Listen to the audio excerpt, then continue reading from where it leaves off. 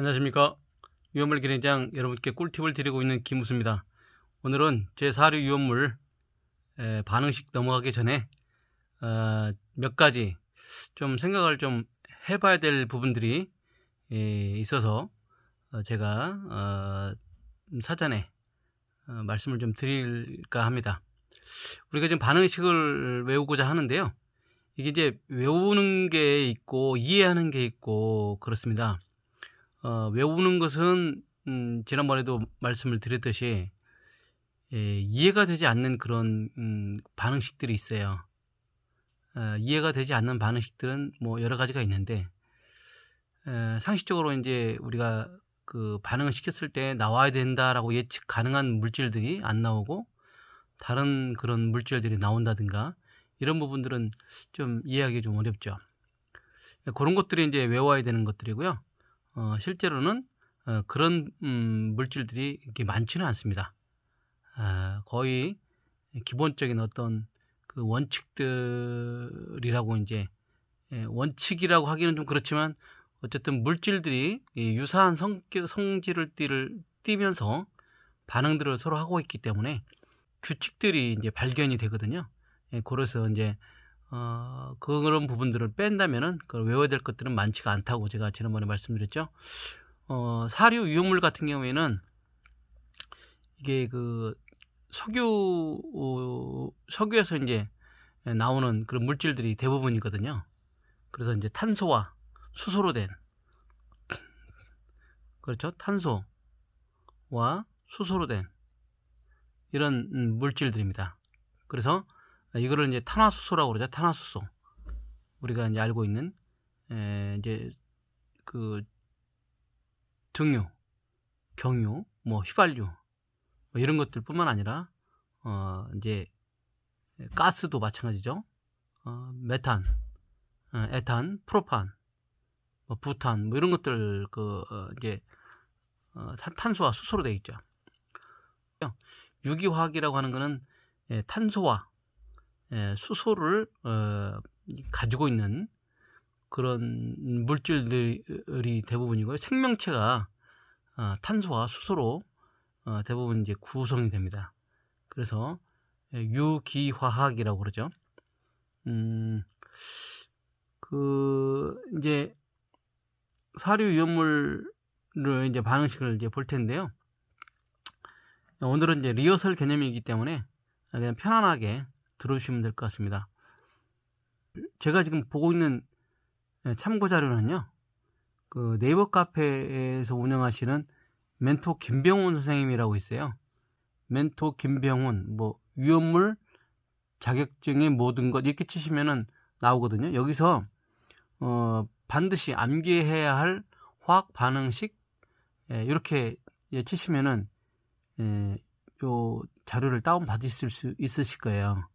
그래서 이제 그 반응식이 한 156개 정도 되는데 거기서 제가 이제 외워야 될 것들 뭐 추려 드린다고 말씀드렸잖아요. 그래서 이제 요 자료를 가지고 말씀을 드릴 거니까요.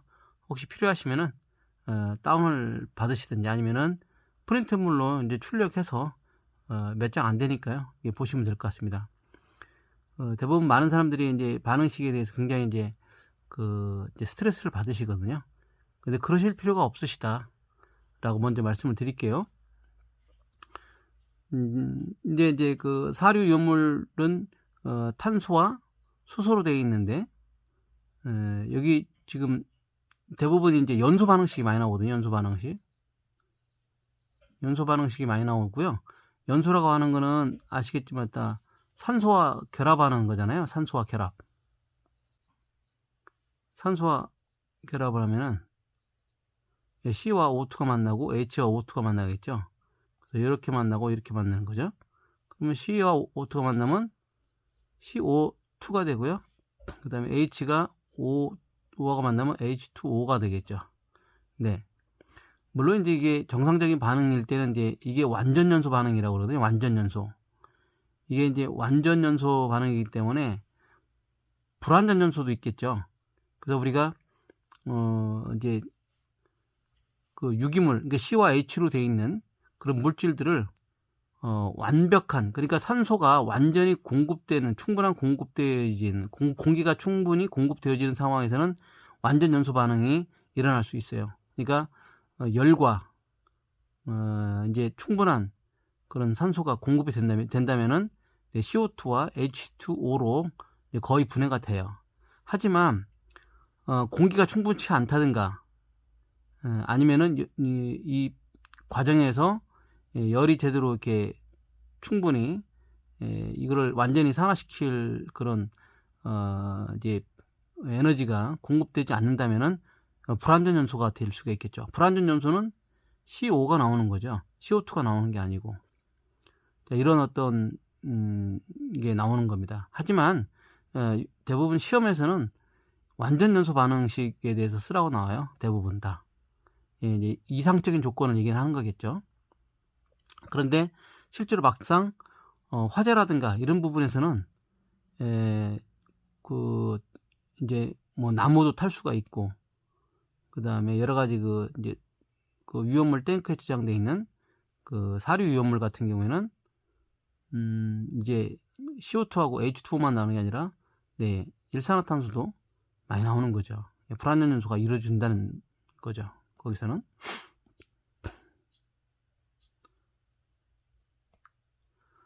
자, 그러면은 기본적인 개념을 좀 아셔야 되는데요.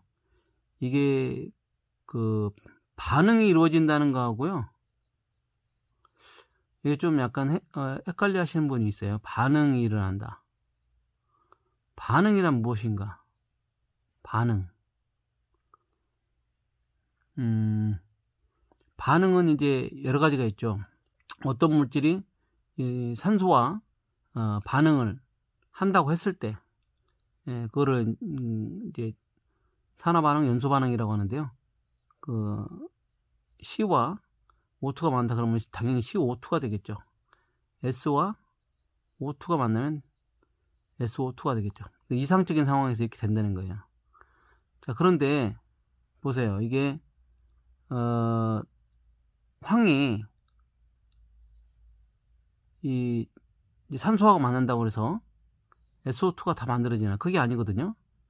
우리가 이제 보통 이런 용기에다가 고체형을 놓고 그냥 오픈해 놓은 상태에서는 공기니까 산소가 충분하겠죠. 그러면 이게 저절로 그냥 그 SO2가 만들어져 가지고 날아가는 건가요? 그런 건 아니잖아요. 여기도 마찬가지죠. C가 흑연이잖아요. 이런 용기에 이제 그 예를 들어서 흑연 덩어리를 이렇게 놔요. 그죠? 연필심 같은 거죠. C. 그러면 여기다 이제 산소, 공기가 이제 오픈된 상태니까 공기가 있을 거 아니에요. O2가 산소도 충분하고. 그러면 얘가 CO2로 그냥 날아가나요? 그건 아니란 얘기예요. 그러면 이거는 반응이 안 이루어지는 상태죠. 이런 것들은. 당연히요. 그럼 반응이 일어나려면 어떤 게 있어야 되느냐? 반응이 일어나려면은 이게 활성화가 돼야 돼요. 활성화가. 그래서 이 C가 O2와 만나는 거는 뭐냐면은 우리가 예를 들어서 이게 숯이라고 생각해 봐요. 숯. 그쵸? 숯을 그냥 여기다 놓고 어떤 용기에다가 놨을 때 그냥 방치되면은 숯이 그냥 타는 건 아니잖아요. 여기다가 뭘 해야 돼요? 네. 이 숯에다가 불을 지펴야 될 거 아니에요. 여기다가. 그러니까 이제 인화를 시키는 거예요. 인화를. 그래서 불을 여기다가 지피는 거고요. 그 다음에 불을 계속 지피다 보면은 어느 점에서는 연소점에 도달하겠죠. 그러면서 연소점에 이제 도달하면서 어떻게 그때부터 이제 적극적으로 산소가 개입하면서 산소가 있는 상태에서 이 C가 산소와 만나서 CO2로 바꿔지는 거죠. 결국 뭐냐면은 이게 어떤 그 에너지가 가해져야 된다는 거예요. 에너지가. 그래야지 이게 CO2가 된다. 하는 거죠. 그래서 보통 이제 이런 거를 우리가 화재에서는 이제 C와 H로 된 그런 물질들이 그 화재로 인해서 얘네들이 활성화가 된다. 그때 이제 자유스럽게 O2와 만나면서 CO2가스와 물이 만들어진다는 거잖아요. 자, 그런 것들을 좀 이해를 좀 하셔야 될 필요가 있고요. 그 다음에 지금 여기 그 이氧화탄소 연소 반응식이 나왔잖아요. 이氧화탄소 연소 반응식 같은 경우에는 여기 이氧화탄소에 산소가 돼 있고 CO2와 SO2가 나온다는 거죠. 이氧화탄소를 어떤 그 열이나 아니면 어떤 그 불이라고 하는 그런 에너지를 가했을 때 이게 이제 이산화탄소와 이산화황이 된다는 거예요. 자, 그러면은 이건 이해를 하겠어요. 자, 그러면 120번 이거 한번 볼까요? 이氧화탄소와 물의 반응식. 이 이氧화탄소를 물하고 반응시켰을 때 이산화탄소와 황화수소가 난다는 거예요. 여러분, CS2 이거는 어디다 보관해요? 이게 특수유나물이잖아요. 특수유나물. CS2 같은 경우는 그 인화점이 이게 몇 도예요? 이황 선생님이 마이너스 30 이전에 과급제 하려고 했을 때 못했다 그랬잖아요. 마이너스 30도씨예요. 인화점이. 이게 특수유나물이라고. 특수유나물. 아주 위험한 그런 물질이죠. 이거를 어디다가 보관하냐? 이거 물에다 보관해. 물에다가. 이게 이제 그 비중이 이제 크기 때문에 이제 물에 가라앉죠. 이렇게. 물에 이게 가라앉아요. 이게. 그래서 대기 중에 노출되면은 그 인화점이 낮기 때문에 유증기로 이제 쉽게 그 퍼지면서 이게 이제 바깥으로 이제 나오면은 그 인화점이 되게 낮기 때문에 약간의 어떤 정전기라든가 이런 부분에서 그 점화가 돼서 굉장히 위험한 그런 상태가 되는 거죠. 이걸 물에다 보관하는데 그럼 이氧화탄소와 물의 반응식이라고 나와 있잖아요. 120번에. 그러면 이걸 어떻게 봐야 될 것 같아요? 이게 물에다가 놓으면은 이氧화탄소를 넣게 되면은 이 반응이 일어나나요? 그러지가 않는 거예요. 요런 식이 나왔을 때는 어떻게 이해를 하셔야 되냐면은 여기서 나오는 물은 뭐냐면은 수증기예요. 수증기. 이해 가시죠? 수증기. 이게 그 에너지가 충분히 들어가 있는 수증기라고요. 예. 그럼 100도씨 이상이 되겠죠. 보세요. 이게 이제 물이라고 하는 게 어떤 그 상온의 물이 아니고 이게 그 수증기라고 하면은 굉장히 이제 높은 뜨거운 이제 그 상태에서 이氧화탄소 CO2와 H2S가 나온다라고 하는 거죠. 요거 한번 볼까요? 이걸 보시면은요 조금 이해를 하실 수 있을 거예요. 그 물 속에 알코올이 들어갔을 때요. 물 속에 우리가 에탄올, 그죠? 에탄올 C2H5OH 하고요. 물하고 만났을 때 이걸 어떻게 돼요? 이게 반응이 일어날까요? 반응? 이거는 반응식이라고 안 하죠. 이거는 그냥 물에 녹아있는 상태가 되는 거예요. 이게 에탄올이. 그죠? 이거는 용해되어 있다라고 하는, 용해되어 있다. 그러니까 반응이 아니라 용해되어 있다. 용해된다라고 하는 거죠. 이게 이제 녹이는 물질은 용매라. 그러니까 물에 녹잖아요, 물에. 이게 용매가 되고요. 이거는 이제 알코올은 이거는 용질이 되는 거예요. 용질. 녹아지는 것들. 그리고 이 물과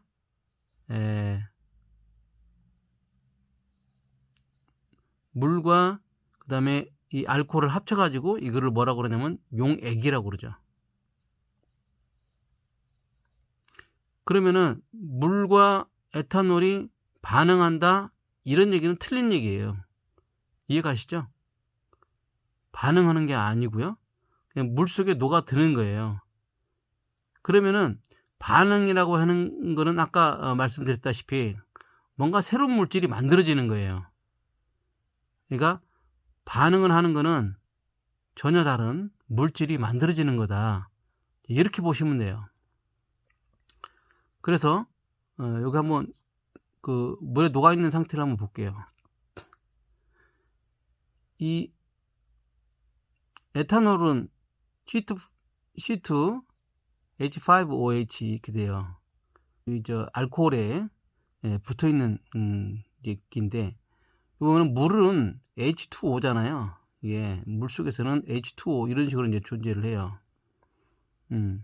이게 존재를 하는데, 원래 이제 물은 산소 이거 산소가 있고, 요 옆에 H가 조그맣게 이제 달라붙었죠. 이렇게 산소는 이렇게 커요. 산소는 이게 음극을 띠죠. 음극을. 수소는 양극을 띠죠. 이렇게 양극. 그러면은 잘 보시면은 여기 이제 그 음극을 띠는 쪽에 그 에탄올의 H가 이쪽에 달라붙는 거예요. 이렇게 이거를 수소결합이라고 그래요. 그 다음에 이 O가 나와 있는 쪽 있죠. O가 있는 그 O는 마이너스를 띄는 거잖아요. 그러면 요게 그 물 분자의 H 플러스가 이 O 쪽에 달라붙는 거예요. 이렇게 수소결합이라고 그래요. 이거를 수소결합이라고 그래요. 그래서 이 물 속에 이제 에탄올, 그러니까 알코올이 들어가서 녹아 있는 상태가 되는 건데, 얘 성질은 어떻게 돼요? 알코올의 본질은 사라지지 않았다. 알코올의 본질은 그대로 남아있다. 그죠? 사라지지 않고 그대로 남아있다. 없어지지 않았다. 라고 하는 게 여기서 핵심이죠. 이건 수용액이에요. 그래서 뭐 물과 아까 같이 이제 뭐 아세트알데히드라든가 아세트알데히드하고 물하고 이렇게 반응을 한다고 했을 때 이게 반응이 일어날까요? 그냥 상온에서 물은 반응이 안 일어나요. 그러니까 우리가 일반적으로 생각하는 물에다가 녹인다 했을 때 이게 반응이 안 일어나는 거거든요. 이게 얘는 그리고 지금 이 알코올 같은 경우에는 물에 이제 녹죠. 이건 수용액으로 녹아요. 하지만 얘하고 반응이 일어나는 게 아니고 녹아서 자기의 어떤 특징, 알코올이라고 하는 특징, 이런 것들이 살아 있죠. 다만 이제 물에 이제 녹기 때문에 이제 농도를 이제 프로테이즈로 이제 따지는 거죠. 이렇게 몇 프로 이제 녹아 있느냐.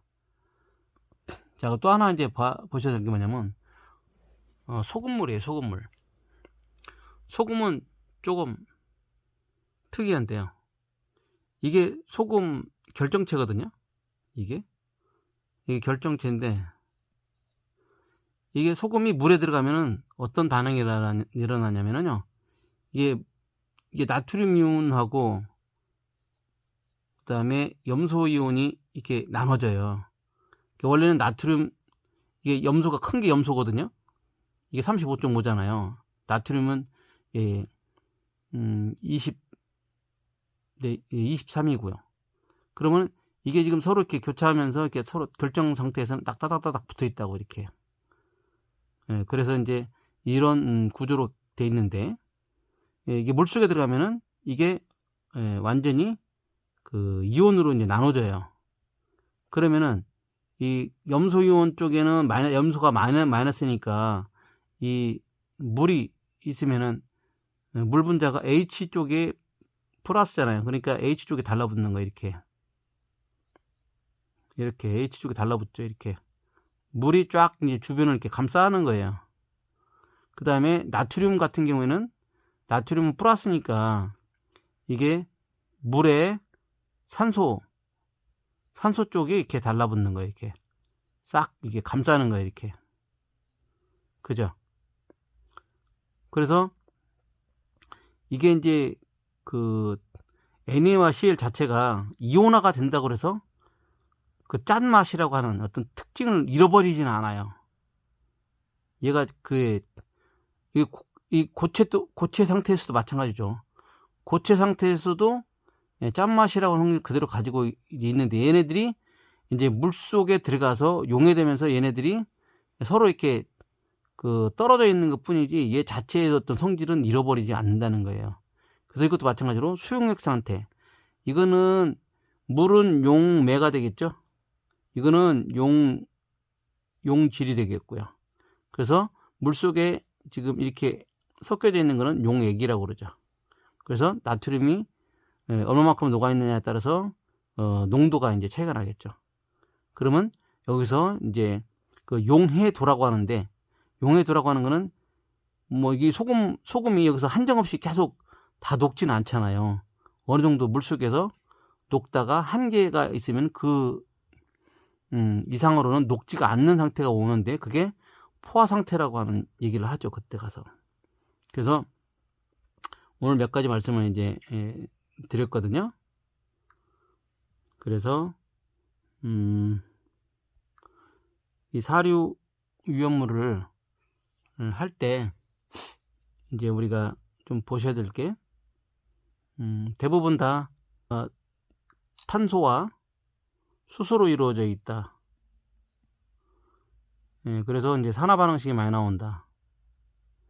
그 산화반응식이 일어났을 때 CO2와 H2O가 나온다 라고 하는 거예요.